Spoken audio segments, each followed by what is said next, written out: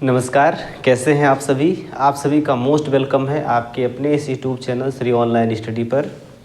तो ज्योग्राफी की क्लास एक इम्पॉर्टेंट क्लास होती है किसी भी कॉम्पिटिटिव एग्ज़ाम्स के लिए। एक अच्छी सी शुरुआत ज्योग्राफी की क्लास की हो चुकी है, 2-3 लेक्चर इसमें हुए हैं। अगर आप लोगों ने उन वीडियोज़ को नहीं देखा है तो प्लेलिस्ट में जाकर उन वीडियोज़ को अच्छे से देख लीजिए, क्योंकि ये जो भी क्लासेस यहाँ पर हो रही हैं ये आने वाले एग्ज़ाम के लिए काफ़ी ज़्यादा महत्वपूर्ण होंगी। और ये जो कंटेंट मेरे द्वारा प्रोवाइड किया जा रहा है ये आप जो है कोई कोर्स परचेज करके भी शायद वहाँ से ना प्राप्त कर पाएँ। समझ रहे हैं मेरी बात। आप एक बार इसको वीडियो को देखिएगा और फिर आपको लग जाएगा कि हाँ, हमारे द्वारा जो कंटेंट प्रोवाइड किया जा रहा है ये कहीं ना कहीं आपके एग्ज़ाम के लिए काफ़ी ज़्यादा बेनिफिशियल होने वाला है। तो चलिए क्लास की शुरुआत करते हैं। कल के लेक्चर में हम लोगों ने जो है अक्षांश और देशांतर रेखाओं पे थोड़ा सा बात की थी, उसको मैं एक बार रिकॉल करा देता हूँ, फिर आगे की चीज़ों पे डिस्कस किया जाएगा। अक्षांश रेखाएं क्या होती हैं भाई? तो अक्षांश रेखाएं जो है ये पृथ्वी पर खींची गई पड़ी हुई रेखाएं हैं। ऐसे जो है ये खींची गई पड़ी हुई रेखाएं हैं। देशांतर रेखाएं क्या होती हैं? तो ये देशांतर रेखाएं जो होती हैं ये दोनों ध्रुवों को मिलाने वाली रेखाएं होती हैं। कुछ इस तरीके से ये खींची जाती हैं। ये जो अक्षांश रेखाएं हैं ये समानांतर रेखाएं हैं, जबकि ये रेखाएं जो होती हैं ध्रुवों पर जाकर मिल जाती हैं। इनके द्वारा हम ताप क्षेत्रों को जानते हैं। ताप क्षेत्रों को जानते हैं कि पृथ्वी के किस एरिया में टेम्परेचर कितना होगा, जिसको हम कटिबंध के नाम से भी जानते हैं। ठीक है। अब जैसे ये वाला एरिया है यहाँ पर टेम्परेचर अधिक होता है, इस नाते इसको हम बोलते हैं उष्ण कटिबंध, है ना। तो ये टेम्परेचर को बांटने वाली रेखाएं होती हैं। इनसे जो है पृथ्वी पर टेम्परेचर का डिस्ट्रीब्यूशन दिखता है। इनसे हम क्या चीज़ पता करते हैं? तो इनसे जो है देशांतर रेखाओं से समय और तिथि की जानकारी होती है। समय और तिथि, टाइम एंड डेट की जानकारी होती है। 0 डिग्री देशांतर के आधार पर हम समय को निर्धारित करते हैं। इस नाते इसको ग्रीनविच मीन टाइम या प्रधान मध्याह्न रेखा कहा जाता है।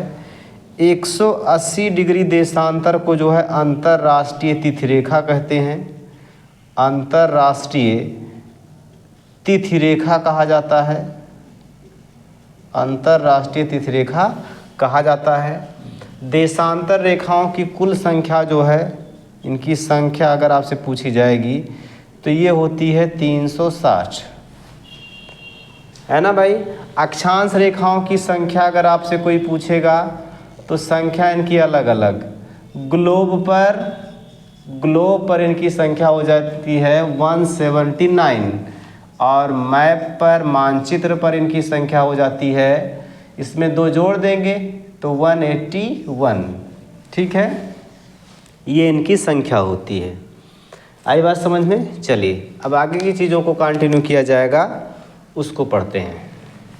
तो जैसे हम भारत की स्थिति की बात कर रहे थे कि अपना प्यारा भारत जो है ये ग्लोब पर है कहाँ पर, तो मैंने कल बताया था ये ग्लोब पर जो है उत्तरी पूर्वी देशांतर में स्थित है।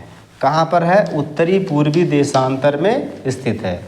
जैसे मैं यहाँ पर देशांतर और अक्षांश दोनों रेखाओं को अगर मैं बना देता हूँ इस वाले ग्लोब पर, तो ये कुछ ऐसे इस तरीके से बन जाएगा। और यहाँ आप देखोगे कि अपना जो प्यारा भारत है वो यहाँ पर स्थित है।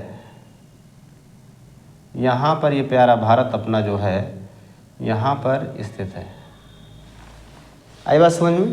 ये है इंडिया, ये अपना भारत है। ये वाला गोला क्या कहलाएगा भाई? तो इस वाले गोले को हम क्या बोलेंगे? ये वाला गोला कहलाता है उत्तरी पूर्वी गोलार्ध। उत्तरी पूर्वी गोलार्ध कहलाता है। क्लियर है? उत्तरी पूर्वी गोलार्ध कहलाता है। Northern eastern semi hemisphere. चलिए आगे बढ़े। यहाँ पर अगर हम और आगे बढ़ते हैं तो भारत के बहुत सारे नाम देखने को मिलते हैं, थोड़ा सा उन पे हम बात करेंगे। कि भारत के अपने कौन कौन से नाम हैं। तो भारत के बहुत सारे नाम। भारत को आर्यावर्त भी कहा जाता है। भारत को जो है भारत भी कहा जाता है। भारत अर्थात इंडिया भी इसको कहा जाता है। हिंदुस्तान भी इसको कहा जाता है, हिंदुस्तान। और यूरोपियों के द्वारा इसको सोने की चिड़िया नाम दिया गया है। सोने की चिड़िया भी भारत को कहा गया है। ठीक है। इसके अलावा यहाँ पर जो है जामुन के पेड़ ज़्यादा देखने को मिलते थे, तो जम्बू द्वीप भी मिलता है। तो आर्यावर्त ये किसने बोला भाई? आर्यावर्त जो नाम है ये आर्यों ने दिया। आर्यावर्त नामकरण किसने किया? आर्यों ने इसको क्या बोला? आर्यावर्त। भारत राजा भरत के नाम पर भारत नाम पड़ा। ठीक है ना। इंडिया किसके नाम पर पड़ा? यूनानी लोगों ने जो है भारत को क्या बोला? इंडिया कहा। हिंदुस्तान पारसियों या ईरानियों ने जो है भारत को क्या बोला? हिंदुस्तान कहा। और यूरोपियों ने जो है, यूरोप के जो व्यापारी थे, यूरोपियों के द्वारा जो है ये सोने की चिड़िया नाम दिया गया। क्लियर है। तो भारत के इतने सारे नाम हैं। भारत को आर्यों ने इसको क्या बोला? आर्यावर्त कहा। भारत नाम राजा भरत के नाम पर पड़ा, दुष्यंत और शकुंतला के पुत्र भरत के नाम पर। इंडिया किसने कहा? यूनानियों ने कहा। हिंदुस्तान किसने नाम दिया? पारसी या ईरानियों ने। और सोने की चिड़िया इसको किसने कहा? यूरोपियों ने कहा। क्लियर है बातें? आगे बढ़े चलिए। तो ये भारत के हो गए कुछ नाम। भारत के नाम। भारत के संविधान में भारत को क्या कहा गया है? भारत के संविधान में भारत अर्थात इंडिया राज्यों का संघ है। ठीक है ना, या राज्यों का संघ होगा, ये अनुच्छेद 1 में बताया गया है। तो भारत के संविधान में जो है, भारत के संविधान में भारत का क्या नाम है? तो भारत के कॉन्स्टिट्यूशन में जो इसका नाम है इंडिया अर्थात भारत। तो यहाँ पर इसके दो नामों का उल्लेख है, एक भारत नाम का और दूसरा इंडिया नाम का। क्लियर है भाई? अब इस पे बड़ा विवाद चल रहा है कि भारत नाम ही रखा जाएगा, इंडिया उतना बेस्ट नहीं लगता। तो मेरे हिसाब से भी सही है, भारत नाम अच्छा लगता है ज़्यादा, इंडिया उतना अच्छा नहीं लगता। चलो आगे बढ़ते हैं। बाकी सबका अपना अपना मत है, किसी को इंडिया शब्द अच्छा लगता है, किसी को भारत शब्द अच्छा लगता है, लेकिन भारत नाम वैसे हमको ज़्यादा बेस्ट लगता है। क्लियर है? आप लोग बताइएगा कि आपको कौन सा नाम अच्छा लगता है, भारत या इंडिया। आगे बढ़ें। आगे देखिएगा इसमें जो है, अब भारत के मैप को मैं ड्रा करूंगा और इसकी बाउंड्री को देखा जाएगा, भारत की सीमाओं पे डिस्कस किया जाएगा। तो देखिए, पहले हम लोग भारत का नक्शा बना लेते हैं कि अपना भारत कहाँ से कहाँ तक है और इसका आकार किस तरीके से है, क्या क्या चीज़ें यहाँ पर हैं, इनको भी देखना है। तो आप लोग भी धीरे धीरे सारी चीज़ों को सीख जाओगे मेरे साथ। भारत का नक्शा से लेकर भारत की नदी नाले सब सीख जाओगे, कैसे हैं, कहाँ पर हैं।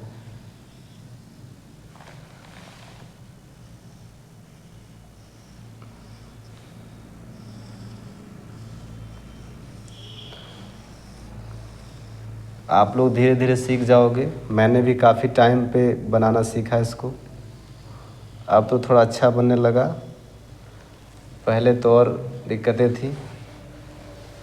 चलिए देखिएगा, ये है अपना प्यारा भारत। भारत जो है, इसका आकार अगर देखा जाएगा तो इसका आकार अगर आपसे पूछा जाएगा भारत का आकार कैसा है, तो ज़रा देखिए भारत के आकार की अगर बात करें हम, तो आपको दिख रहा होगा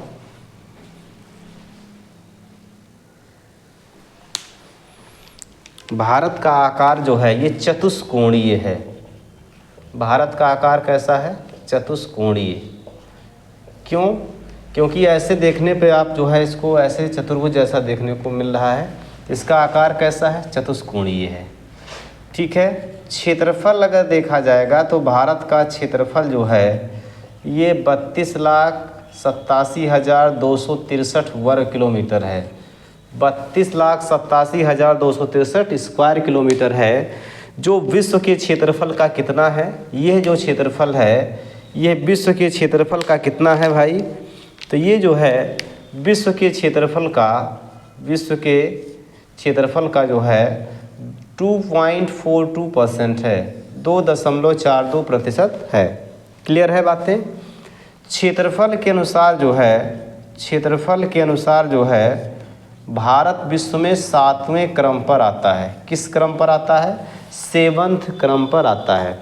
इससे बड़े अगर देशों की बात करें हम, ठीक है, तो रूस, कनाडा, चीन, अमेरिका, ब्राज़ील, ऑस्ट्रेलिया और इसके बाद आ जाता है अपना इंडिया, भारत। ठीक है ना। इसके लिए आप एक ट्रिक याद रख सकते हो। ट्रिक क्या है? रुक, चीन, अब, आ, भारत। ठीक है ना। तो ये ट्रिक है जिसके द्वारा आप चीज़ों को यहाँ से समझ पाओगे कि हाँ ये क्या है। ठीक है ना भाई। इस ट्रिक के द्वारा आप इसको जो है अच्छे से रिवीजन कर पाओगे। आई होप चीज़ें आपको समझ में आ जाएंगी। तो ये हमने लिख दिया है, आप इसको कई बार मेमोराइज करिएगा, आपको क्षेत्रफल के आधार पर जो है भारत का क्रम पता हो जाएगा। आगे चलें। तो ये कुछ बातें हो गई। भारत का आकार कैसा है? चतुष्कोणीय। क्षेत्रफल 32,87,263 स्क्वायर किलोमीटर है, वर्ग किलोमीटर है ये। और ये भारत के क्षेत्रफल जो विश्व का क्षेत्रफल है उसका कितना है? तो 2.42% है। ठीक है। क्षेत्रफल के अनुसार भारत किस क्रम पर आता है? तो क्षेत्रफल के अनुसार भारत जो है ये 7वें क्रम पर आता है।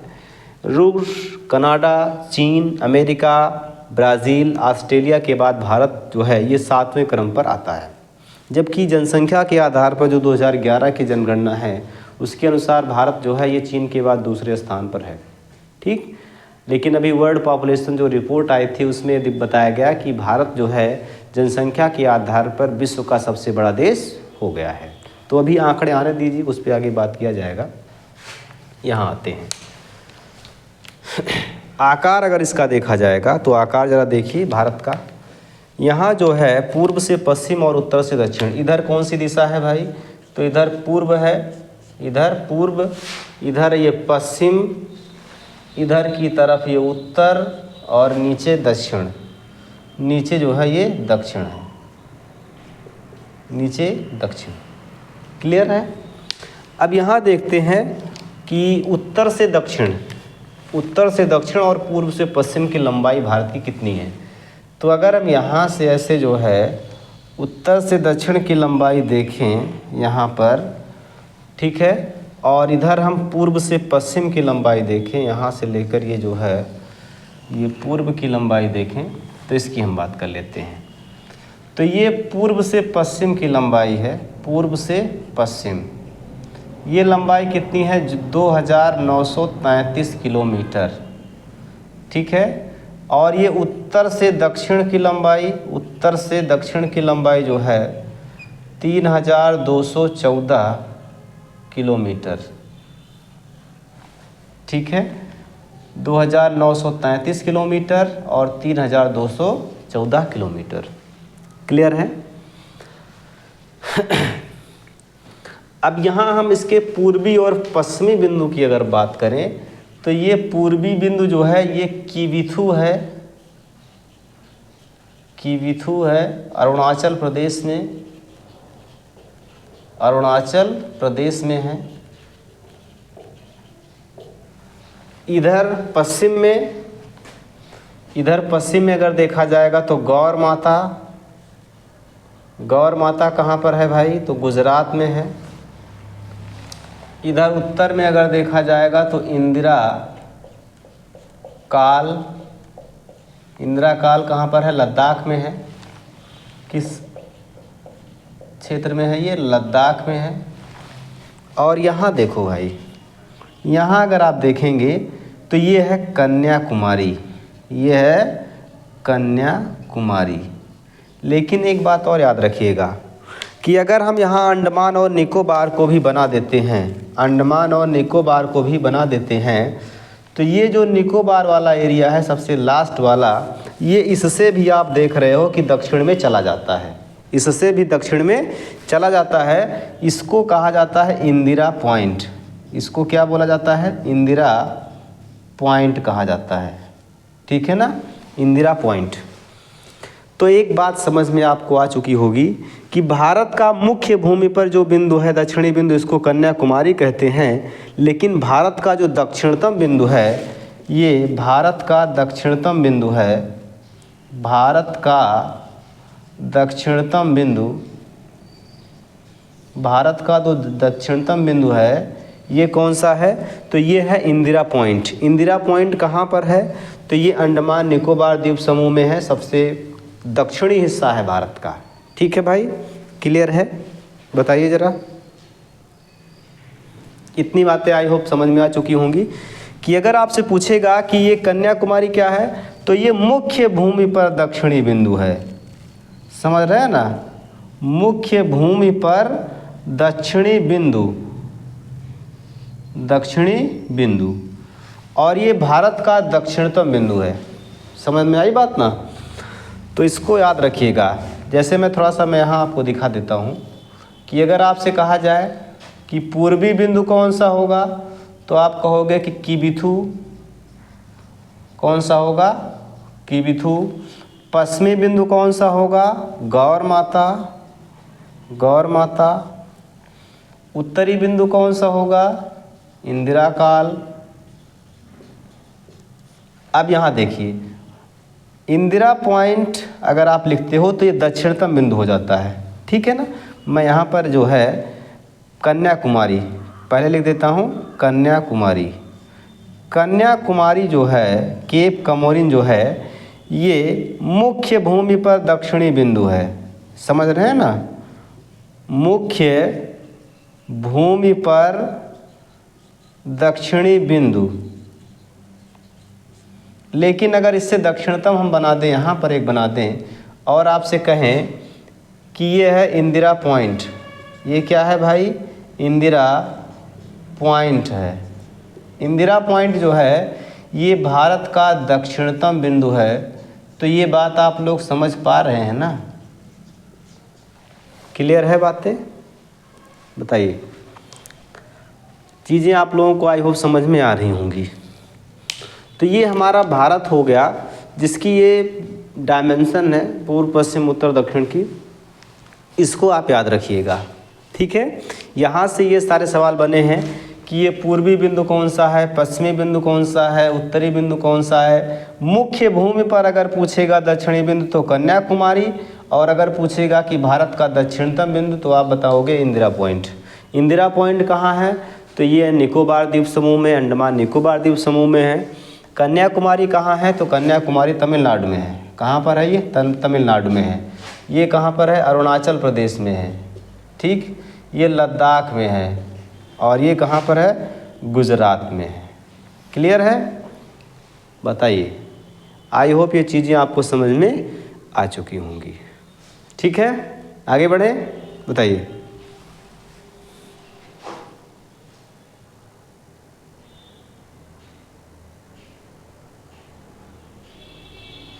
चलिए, इसके बाद हम लोग बात करते हैं कि भारत की बाउंड्रीज के बारे में, कि कौन कौन से देश यहाँ पर इसको स्पर्श करते हैं।